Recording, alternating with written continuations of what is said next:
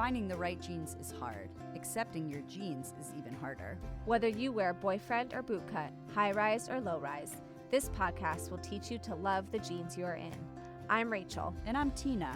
And we're going to use modern research to bust diet myths and get real about body after baby. We're going to take you on a journey of unpacking your old beliefs about food and weight so you can learn to nourish your body and raise body-confident kids. So put your booty in a chair and let's talk mom jeans.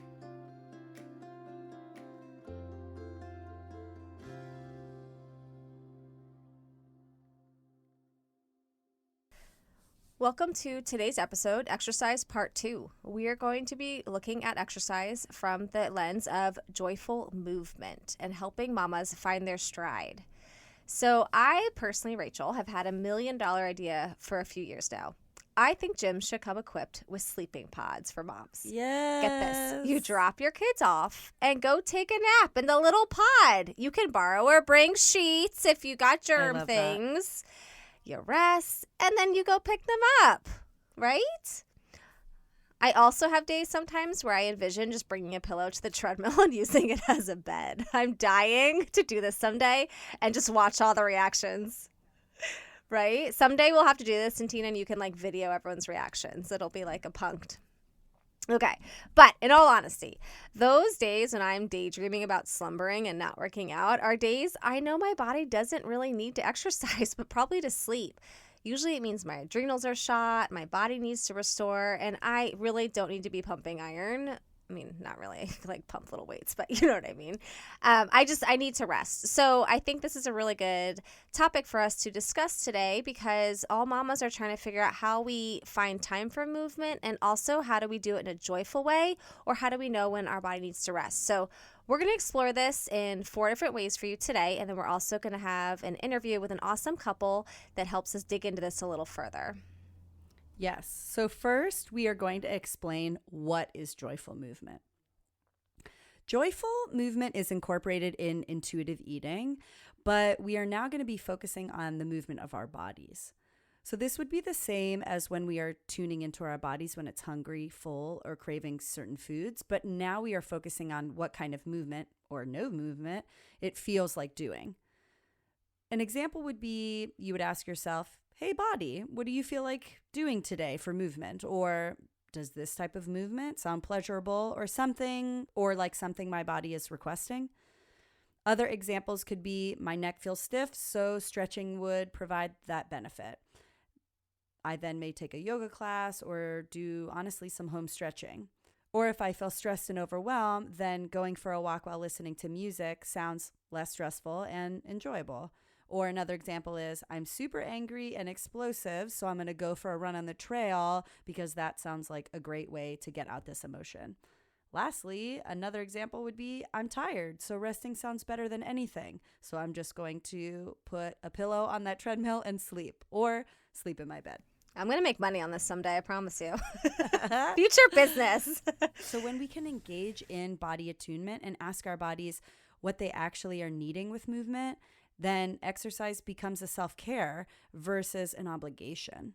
And when it's a self-care tool, then it can be incorporated as a form of a lifestyle. I know that's a trigger word, but it's safe in this term versus just another diet trend that is forcing our body to do something that it really isn't on board for. Yeah, and second, we're going to talk right now about how you can learn to be more attuned with your body's exercise needs. I mean, I think it's hard to know what movement or rest our body needs because we've rarely experienced joyful movement. Often movement feels obligatory and it feels like something that hurts and we don't really want to participate. So I'm going to give you some examples that I use with myself or even with my clients of being mindfully aware of what your body needs to help you kind of get thinking on this. So, question 1, how do you know when you need a warm shower and cozy PJs or a night out with the girls? Where do you feel that in your body? Where do you feel that in your soul? How do you know what's best for you? Another one could be, how do you know when you want to read a book or watch TV at the end of the night? Which one's going to be more restorative? Or how do you know when you need to order another coffee because you need a little bit more energy or switch to water and kind of move on from the coffee of the day? So, in all those instances, we usually consider a few things when we're making that decision. We usually assess our energy level, maybe our sleep schedule, our mood, our kids' needs and moods, where our brain power is, what internal states are going on, and how we will feel later in the day or the next morning, according to whichever we choose, right? So take that same knowing, that intuition that helps you make those decisions of the examples I just gave you, and I want you to apply it to exercise. How do you know what kind of exercise your body needs that day? What intensity? For how long? How do you know when to stop exercising? For me personally, my intention is to move my body maybe 1 or 2 times a week. I look at my schedule, I pick a few times where I can probably best fit it in, and then that day I scan my body for which types of exercise I'm going to participate in. Am I going to go to a stroller class? Do I feel like going to the gym because I need a break from my kid and I want to drop him off? Or is there a class at the gym that feels like it might be interesting that day? Do I want to do yoga? Do I want to walk by the beach because I haven't been outside? What does my body need based on its sleep? What does it want based on its energy level? What can my kids tolerate that day? If they're sick, I'm not dropping them at the gym, so I'm going to do something outside. Or what will ultimately give me that peaceful feeling that I feel in my body when I've had a workout that makes my body feel challenged and celebrated? Third, I'm going to hit on some questions that are going to be touched on in our interview today with Erik and Jacque. They are, how do you know when your body needs to exercise? How do you know when your body needs to rest? And how to hold on to exercise goals while raising kids. I wanted to give a little background on why Rachel and I chose Erik and Jacque. One, this is the running group that I keep talking about, and Erik and Jacque, it's Erik's running group, and Jacque is married to Erik, and she also works in that running group as well. So I have, a connection there. And also, they are a couple who have a little one and have a really great balance with how to incorporate movement and also have a family. They shared their struggles in how to keep that going, Jacque specifically. And I think that their story is really going to touch some mamas' hearts today and provide some great feedback. So let's transition to that interview now.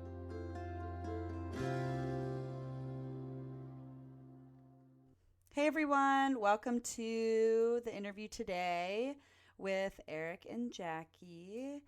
Can you both tell our listeners a little bit about you and what you do and who you are and your little nugget baby? Erik, you want to start? Yes, we can. Jacque, I wanted to tell you that I wanted to start. Yes. Okay, so yeah, we're both two parents and we're married, and we have a 2-year-old, and I own a coaching business around trail running and kind of just running in general, based here in Austin. And I think running for me has always been super easy. I've run my whole life, and I can run on my own fairly easily because the flexibility in my business. But it's definitely harder for Jacque, who works the traditional, scheduled, 8:30 to 5 or whatever time job. And so, and then being a parent and being away from your kids and then using that time to exercise, has also been a challenge. And I think I've seen it, I guess I'm talking more than I'm supposed to about you. I'm just supposed to do an intro, but basically, I think it's, from what I've seen, much harder for the mom, transitioning back to like work and then back to normal routine, and even just talking about movement and exercise. So yeah, I think Jacque can talk a little bit more about that, but that's who we are, and yeah, or that's who I am. Let's hear about Jacque. So just a little bit to Erik's point, we're kind of coming from the different spectrum of exercise. He's run his whole life. I was somebody who took up running late in life. So I'm 45 years old. I had a child very late, so I'm also in the midst of my career. I've just been promoted and I love my job. I like what it brings to the table.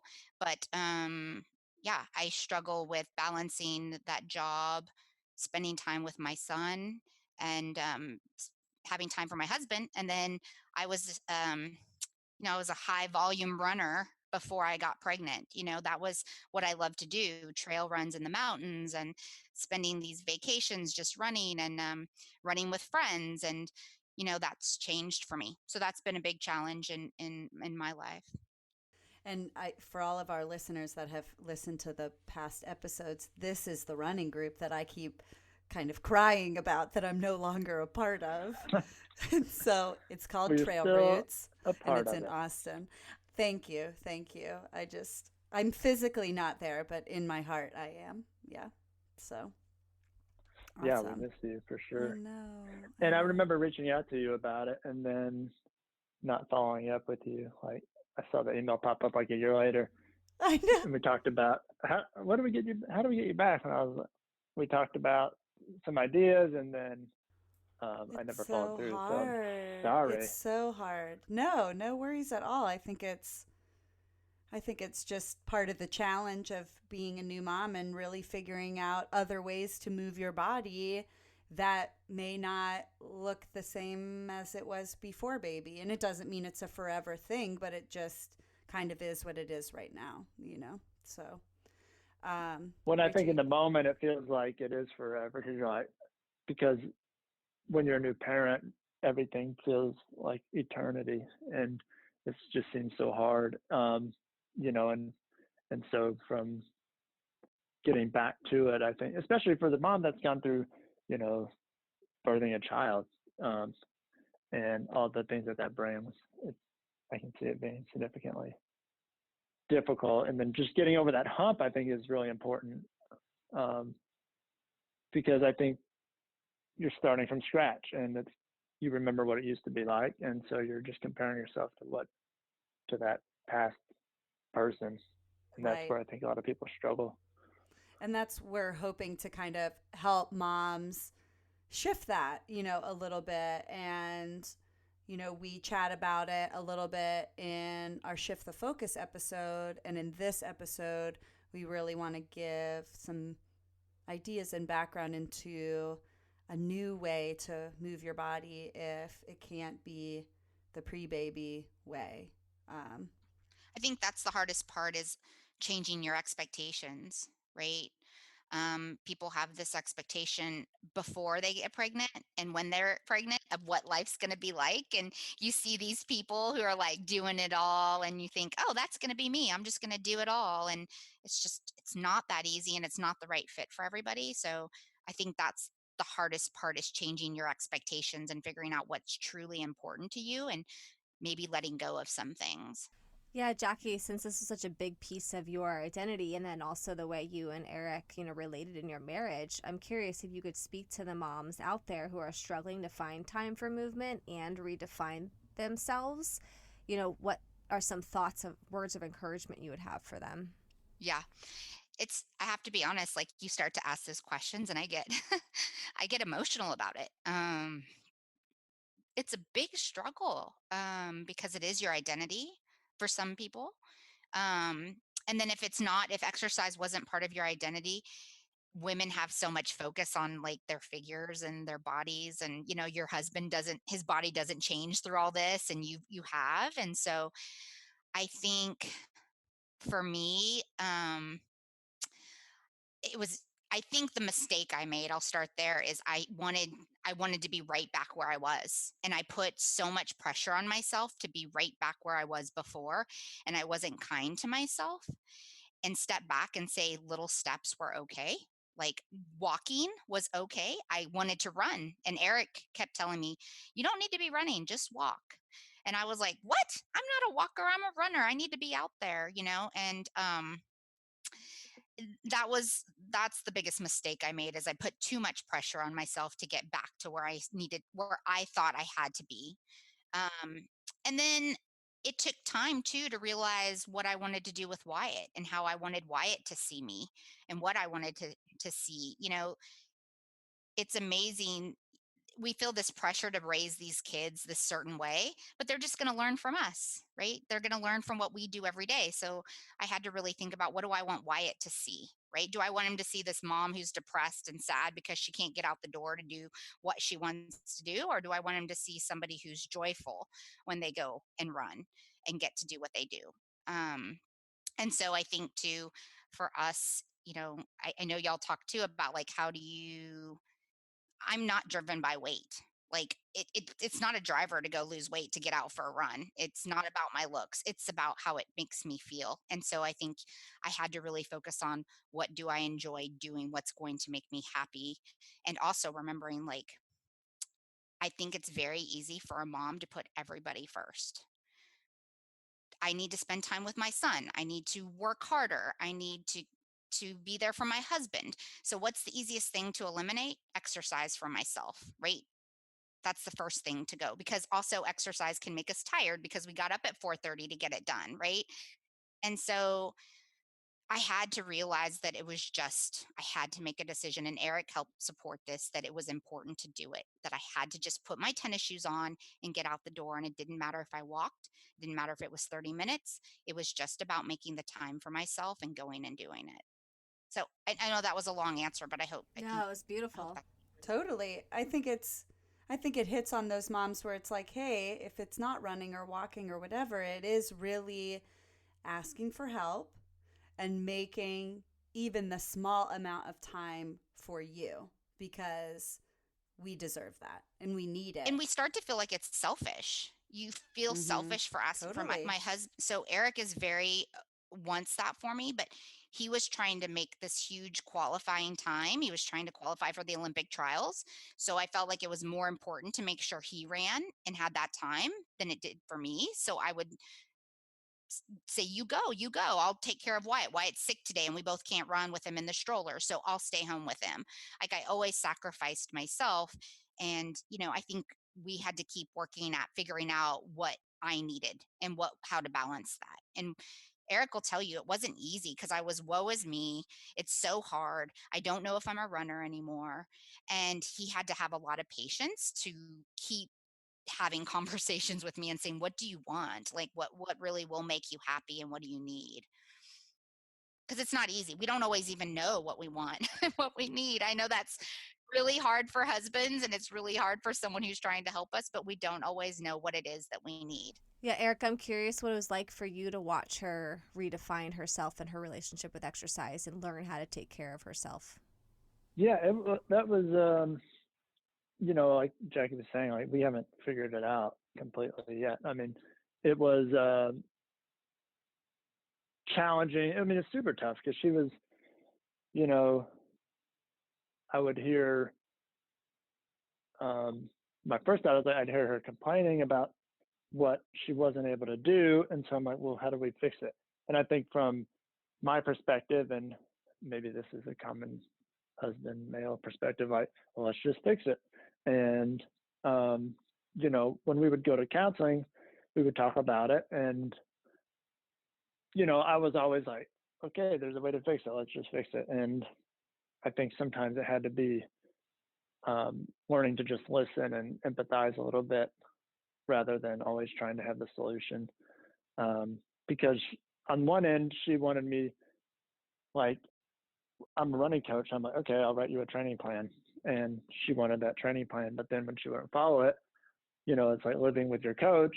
I'm always like, well, why don't you do it? What's going on? And then it really affected our relationship, because I'm like, and I told her, that, look, I don't think I want to coach you, because I'm here seeing what you're doing and I want to support you, but also I don't want you to be mad later and not want to have sex because I asked you about running. And Right. so it was, it was really tough. And she would say those comments like, maybe I'm just not a runner. And I said, you can't just not be a runner. You are who you are. Like, you're never not something. Like, just decide what you want and start working towards that. And think, I haven't been pregnant. I haven't been a mom, right? But I've gone from different injuries, and I've had to learn as I've gotten older to stop comparing myself to what I used to do and what I used to be able to do. And I've started running. Even with my new coach, we've talked a lot about running off of just my perceived effort, and that's been helpful because instead of looking at a time on my watch and always thinking, "Oh, I'm so slow, I'm so slow," I started just running off of effort, and eventually I got back to where I wanted to be. Um, and I enjoyed, trying to enjoy that process of the build up too, instead of thinking I'm never going to get there. And so I can see, that's the hardest part is getting going. And I think, especially for us, because this is what I do for my job, I'm doing it a lot and I'm gone a lot. So, where we thought, oh, Jacque would just be running with the group and it would be easy, but someone has to watch Wyatt, and it's not easy to get a nanny at 6 a.m. And we haven't even tried that. So Yeah. That's kind of flowing into my next question of like, for me personally, it's been so hard because trail running in your group was one of the, moving to a new city, knowing literally no one except for my brother and my sister-in-law and my husband who travels. Your group was kind of the saving grace for me, and it was an amazing social outlet, and I met amazing people that I'm still in connection with. And then I become a mom, and it's amazing, but it's this whole new world, and that group was taken away. And so how do you guys recommend trail running with a baby? Can you invent that, Erik? Some sort of strappy backpack thing? so that's called hiking. You could, You know, Yeah. yeah, I do think hiking, I think you'd be surprised. I think this goes back to expectations you put on. Like, you want to run, and guess what? Hiking with a baby who keeps getting heavier and heavier and heavier on your back is huge. That's what you should be like. That would be my recommendation to you is meeting on a Saturday and hiking with the baby and seeing all those people you love, being out in the trail that you love, go to the trails that you remember that you enjoyed and go hike with that baby, or go on the trails that are easier to hike with a baby, right? And as your baby gets older, you're going to go walking with that baby out there. And, sometimes Erik and I have met, your situation's different, but for us, every Saturday he's coaching and I can't go run. So sometimes, and we've just done it a few times, I would meet him at the trail and leave Wyatt with him so Wyatt could play a little while on the trail with Erik, and then I could go run the trail. And so I think you just have to really sit down and be creative and think about what you want and what can work. And everybody's situation's different. So, like I said, I know that doesn't work for you. Your husband's traveling, you can't go meet him at the trail. But I do think you can come out and meet the group and hike. And that would probably be super, It it would would feel feel so so good, I good. bet, to just I would be have to around wake everybody. Henry up. Yeah. And so that I'm like, what eek. time does he wake But up?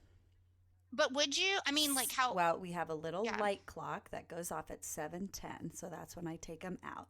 yeah. But you don't have to be there when the group starts either. It's about seeing people. It's about like getting back to the social scene. It's, those people, some of those people are going to be running for an hour or two. You get out there, you hike, and you go to breakfast with everybody and you take Henry.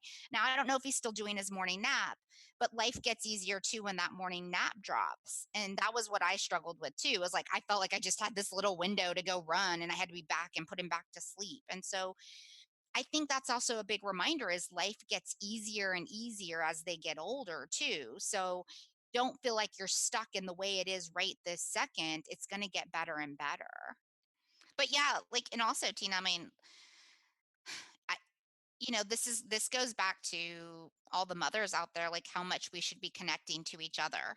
Like, I would be happy to come meet you at the trail, right? And see everybody. And Wyatt, I'm not going to hike with Wyatt on my back, so we may not make it as far with him walking, but I bet you would probably enjoy being out there. And, you know, it sometimes just meeting somebody who's in the same situation as you just puts a little less pressure and it feels more welcoming. Um, so, that's an idea too, and as he gets older, him and Wyatt are going to be walking and having fun, and you and I are just going to be hanging out and hiking, and we're going to see all the people we love and be around that. And that's going to drive us more to find more ways to get back. Yeah, because that keeps the focus on joy and fun and family bonding versus, what am I putting out there or what am I getting from this movement? It's more about the connection. Hey listeners, Tina here to share with you some exciting information about Trail Roots. Trail Roots is an Austin, Texas running group that has trail races, running vacations, guided trail runs, road runs, track runs, group and individual coaching and training, and a really awesome welcoming community. They have a new discovery group starting in March, which is a super chill way to connect and focus on trail basics for beginner runners. And for those non-Austin runners, they have an online community as well as offering training tips, schedules, and support to all levels.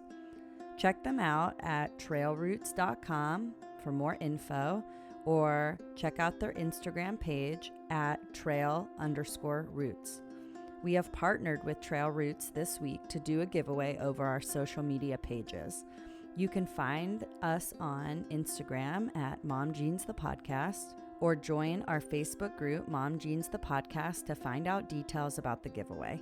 But hurry, the giveaway launches the day after the podcast episode drops and is only open for 6 days. Check it out. Okay, back to the episode. Since the focus is not on weight loss or body change, but more on joy and adventure, how do you suggest mamas, quote unquote, stay fit with cardiovascular health, muscle health, or just a fun activity while being so busy with life? I think it has to just, from my perspective, not being a mom, I guess, being able, even if, I think it's a challenge, whether you work or whether you're a stay-at-home mom, to just set that time aside. And I think either finding someone that can help you watch your child while you get out and have a break, I think that's important, and using that time for something that, and maybe it doesn't necessarily have to be like a specific going to do a workout, but like I've seen my sister come, and even we would do it with Wyatt, like we'll just put a workout on the TV, and the Wyatt will be like climbing on top of us while we're doing planks or something, or sit-ups. And Kids love mimicking what you're doing. Yeah, like They he'll sit there and he'll just start copying what we're doing. And it's, maybe it's not the same as a full-blown like Camp Gladiator workout, but you're starting somewhere, and you're also, doing it with your children, or your child right there. If you can't have like a Mother's Day out or an hour where you can get away just to do a class. But I do think it's important for the moms to have some space away, and it allows their kid to see other people too, and to be able to be comfortable around other people. And then it also gives you a break to where you're not like stressed. I think moms, Jackie's been a lot more stressed about little things happening to Wyatt than I am, where I'm kind of like, oh, he's okay, he's fine. I give him more space. Like I'll let him go run into the creek head first, and I'll just pick him up after he's, fallen in. But where Jackie's like, don't get too close, though. It's a different perspective. Which is why moms are so exhausted, because we're constantly like. Yeah, we'll go to a party, and I'll just let him. Like I know someone will like pick him up and hang out with him, and if I'll take my eyes off him for a little bit. I'm like, oh, where's Wyatt? Where Jackie? She'll come up the second she doesn't see him. Have you met my husband? You guys must be twins, separated at birth. Yeah. Probably most husbands.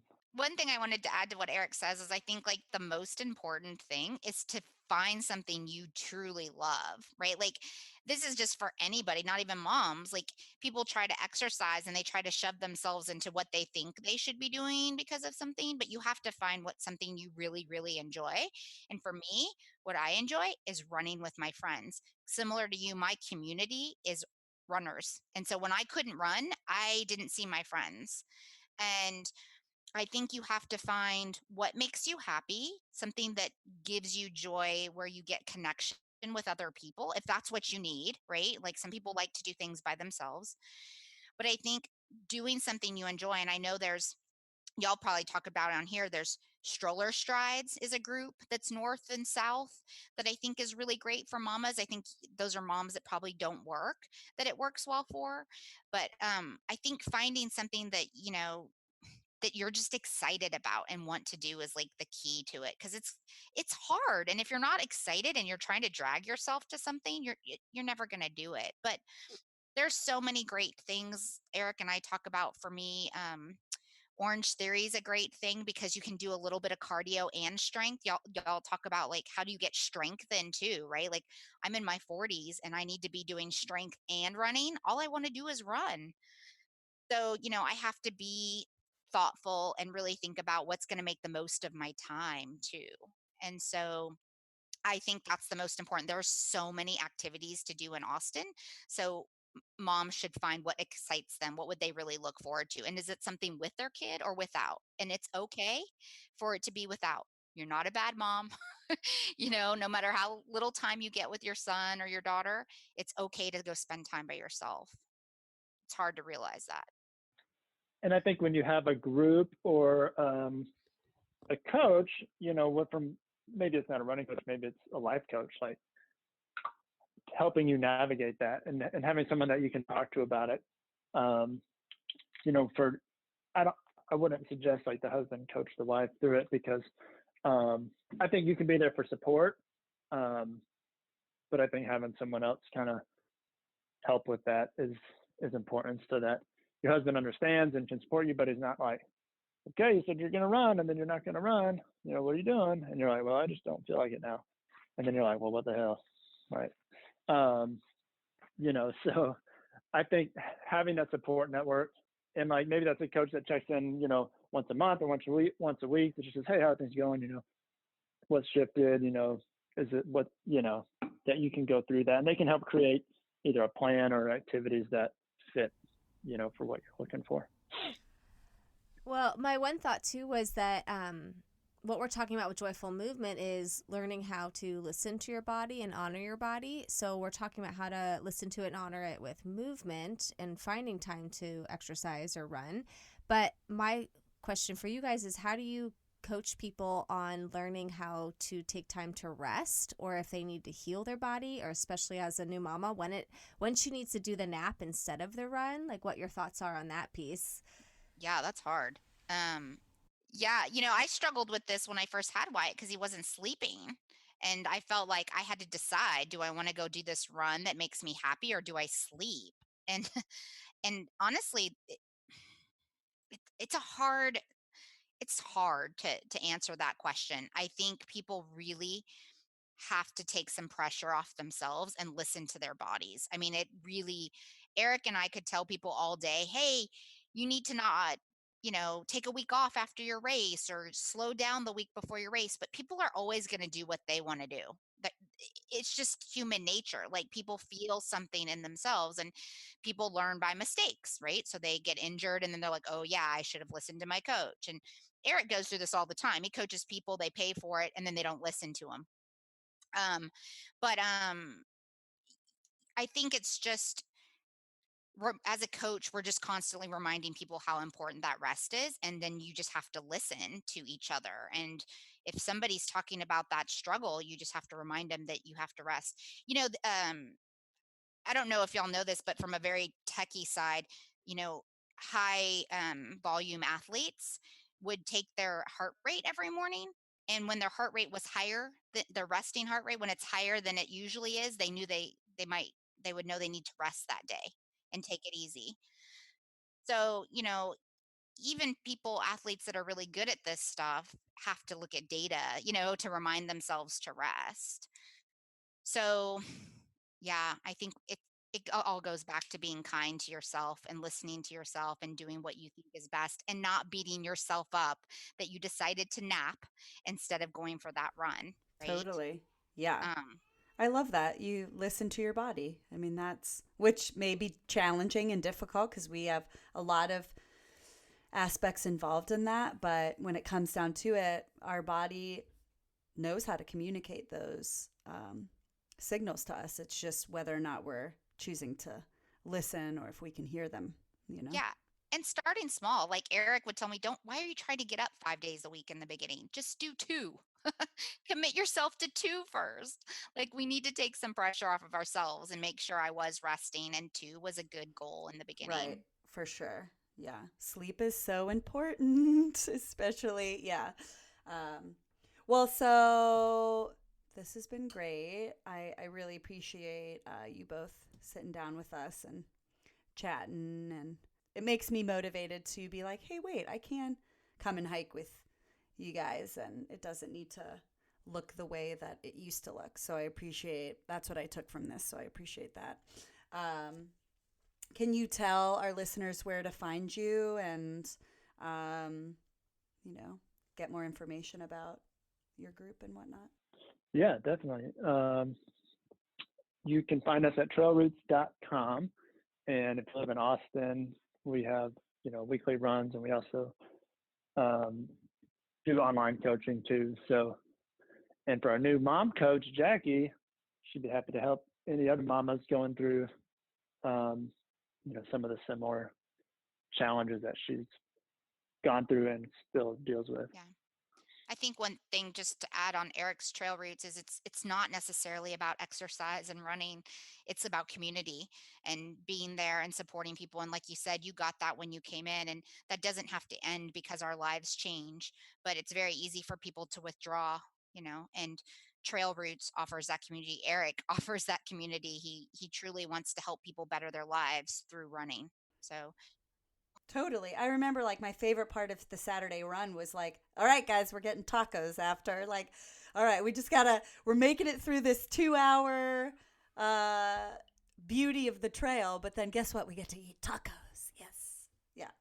Thank you, guys. This was awesome. Yeah, thanks so much for including us in this conversation. yeah, thanks for having us.